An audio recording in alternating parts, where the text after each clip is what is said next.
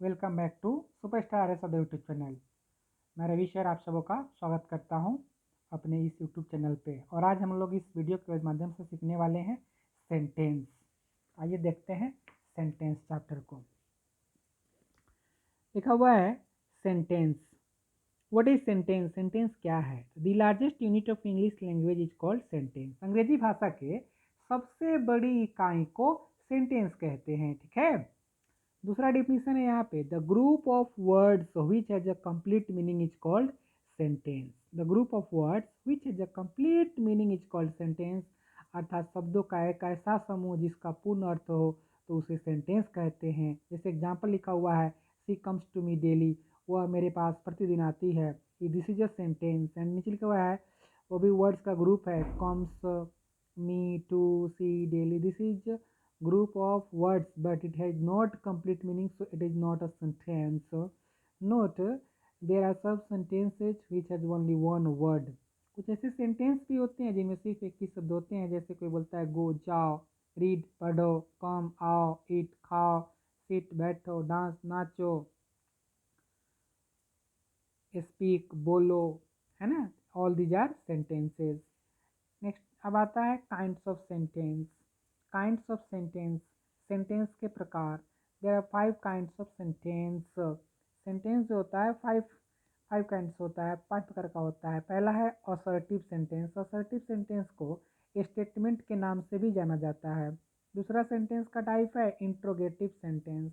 तीसरा सेंटेंस का टाइप है इम्परेटिव सेंटेंस। चौथा सेंटेंस का टाइप है ऑप्टेटिव सेंटेंस। एंड पांचवा सेंटेंस का टाइप है एक्सक्लामेटरी सेंटेंस। तो बारी बारी से एक एक करके देखते हैं। What is assertive sentence? तो the sentence which states something is called assertive sentence. It means जो वाक्य कुछ कहता है तो उसे असर्टिव सेंटेंस कहते हैं या उसे स्टेटमेंट भी कहते हैं। जैसे यहाँ पे लिखा हुआ है एग्जाम्पल के रूप में, आई डू दिस वर्क, मैं इस कार्य को करता हूँ। This is a assertive sentence या स्टेटमेंट बोल सकते हो। सी लव्स मी, वो मुझसे प्रेम करती है। Rani is not to eat meat, Rani meat खाने वाली नहीं है। Ramu has no sugar, Ramu के पास चीनी नहीं है। All these are assertive sentence. There are also 2 kinds of assertive sentence. Assertive sentence जो होते हैं ना, 2 प्रकार के होते हैं। पहला होता है अफर्मेटिव सेंटेंस। अफर्मेटिव को पॉजिटिव सेंटेंस भी बोलते हैं। दूसरा होता है negative sentence. What is affirmative sentence? The sentence which affirms a statement is called affirmative sentence. जो वाक्य किसी कथन को स्वीकार करता है ना, तो उसे अफर्मेटिव सेंटेंस कहते हैं। जैसे ही कैन डांस, वो नाच सकता है। यू हैव अ मोबाइल, तुम्हारे पास एक मोबाइल है। आई ईट एप्पल डेली, मैं प्रतिदिन सेब खाता हूँ। तो all these are affirmative sentence. Next है what is negative sentence? Negative sentence क्या है? The sentence which does not affirm a statement is called negative sentence. जो वाक्य किसी कथन को स्वीकार नहीं करता है ना, तो उसे निगेटिव सेंटेंस कहते हैं। जैसे I do not help you, मैं तुम्हें हेल्प नहीं करता हूँ। Now she never comes here, अब वह यहाँ कभी नहीं आती है। You can not play there, तुम वहाँ नहीं खेल सकते हो। नोट पॉइंट बोलता है, निगेटिव सेंटेंस में प्रायः no, not, non, never, nobody, डीसी का प्रयोग होता है। इस चीज़ को हमेशा इसको याद ही नहीं रखेंगे कि निगेटिव सेंटेंस में, किसी भी सेंटेंस में no, not, non, never, nobody इत्यादि लगा हो तो वह निगेटिव सेंटेंस कहलाता है। असर्टिव सेंटेंस के अंत में फुल स्टॉप का प्रयोग होता है।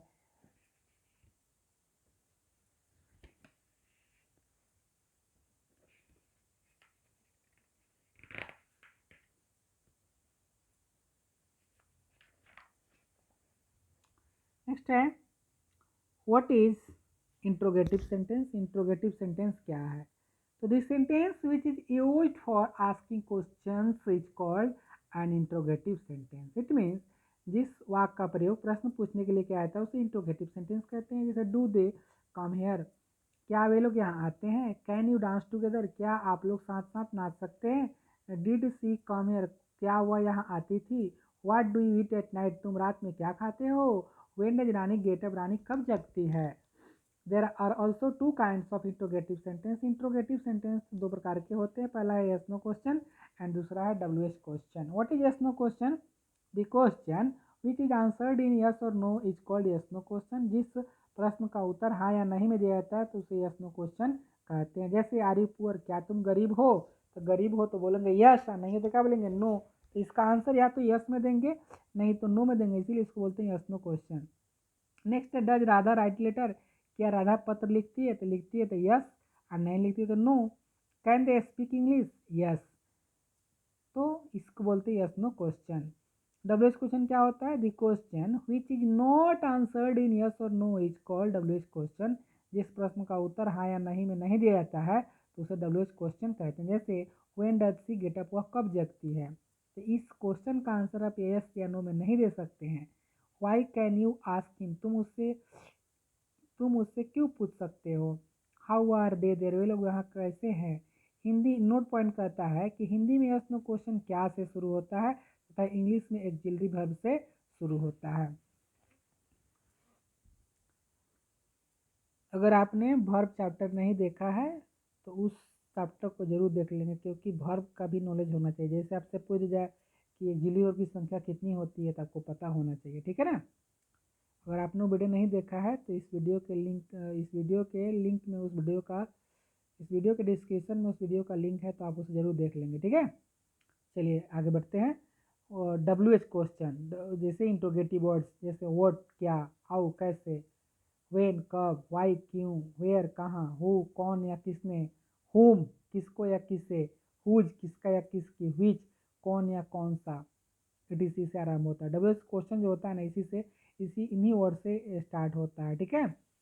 इंट्रोगेटिव सेंटेंस नोट पॉइंट सी बोलता है कि इंट्रोगेटिव सेंटेंस के अंत में नोट ऑफ इंट्रोगेशन अर्थात क्वेश्चन मार्क का प्रयोग निश्चित रूप से किया जाना चाहिए, ठीक है।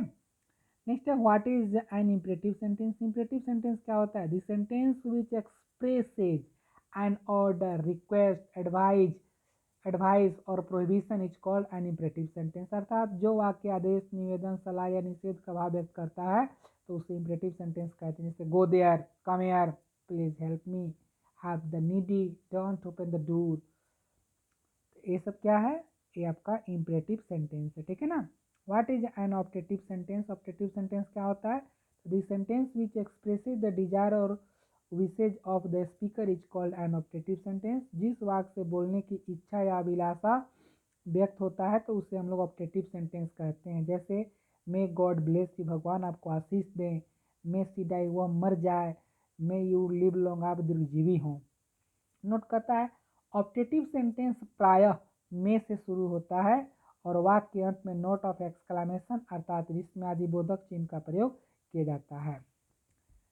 नेक्स्ट एंड लास्ट है सेंटेंस का type, what is N exclamatory sentence. Exclamatory sentence क्या होता है, तो the sentence which expresses the motion and feelings of the heart of the speaker is called N exclamatory sentence.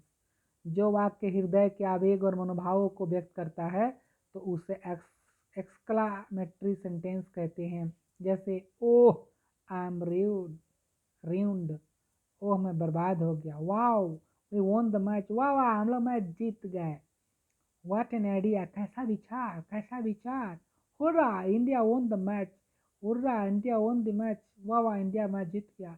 Note, exclamatory sentence के अंत में note of exclamation अर्थात विस्मयादिबोधक चिन्ह का प्रयोग किया जाता है तथा सेंटेंस इंटरजेक्शन या हाउ व्हाट सो सच से आरंभ होता है। यहाँ पे आपका बेसिक सेंटेंस फिनिश हुआ, ठीक है ना। तो यार देखिए, आप फालतू का वीडियो देखने से कोई आपको फ़ायदा होने वाला है नहीं, सारा दुनिया फ़ायदे के लिए मरता है। आप लोग जो है बेमतलब का वीडियो इधर उधर का लिस्ट देखते, उससे अच्छा है कि आप नॉलेज एक्वायर करें, गेन करें। और हाँ, अभी तक अपने चैनल को सब्सक्राइब नहीं किया तो सब्सक्राइब जरूर कर दे और अपने दोस्तों के साथ शेयर करना ना भूलें। So thank you for watching super star RS Yadav.